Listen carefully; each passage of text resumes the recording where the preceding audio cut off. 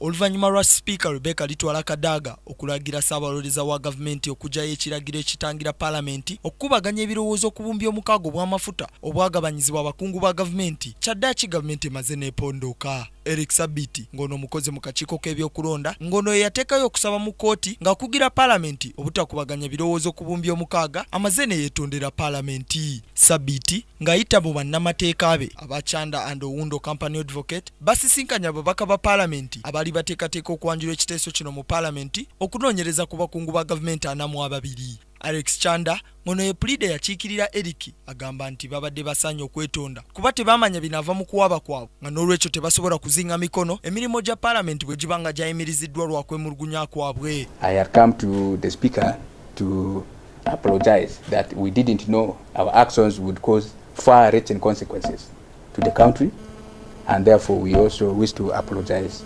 to the nation that it is for the effect the order that we obtained has caused to the whole nation.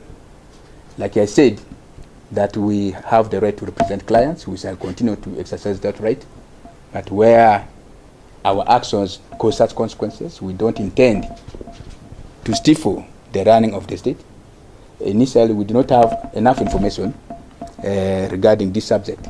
Pleader ayongeddeko nti wadde nga beetonze kino tekitegeeza nti ekiwandiiko ekyayanjuddwa mu Paalamenti kyali kijingirire kossa n'omusango okubeera nga guggiddwayo. I want you to understand that my apology does not mean the order is illegal or unlawful.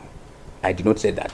But I am considering the consequences of this order to the whole country. Alex asuubiza okuddayo yeebuze ku oyo gwakiikirira mu musango guno okugujja mu kkooti wabula singa abaaganye ye omusango wa kugujjamu enta.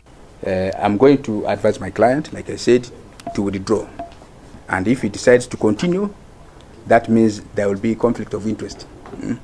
Therefore, I will not be in position to continue. I cannot say that the trend is affecting me and everybody at the same time continue pushing for that. Ensimbi zino zikanaluzaala obuwumbi omukaaga zagabanyizibwa wakati w'abakungu ba gavumenti 42 ng'akasimako okuwangula omusango gw'emisolo wakati wa kampuni ya Heritage Oil ne gavumenti ya kuno. Paalamenti okubeera enkalu nga bwe mulaba kidiridde Speaker Rebecca Kadaga okuyimiriza emirimu gyonna eginaakolebwa ku Paalamenti kw'ossa n'entuula z'ababaka mpaka nga kkooti evuddeyo n'esazaamu ekiwandiiko kye yabawandiikidde ekibayimiriza okuteesa ku buwumbi omukaaga obwagabanyizibwa abakozi ba gavumenti. Wabula ng'Abaganda bwe bagereesa nti bubeera bagezigezi ng'abaana b'emisota bapuliida abatwala okwemulugunya kwabwe mu kkooti bavuddeyo ne beetondera Paalamenti nti ebasonyiwe nti ebyo byonna bye bakola babikola mu butamanya. Stephen Tulyarugayo, KTV, amalindirire.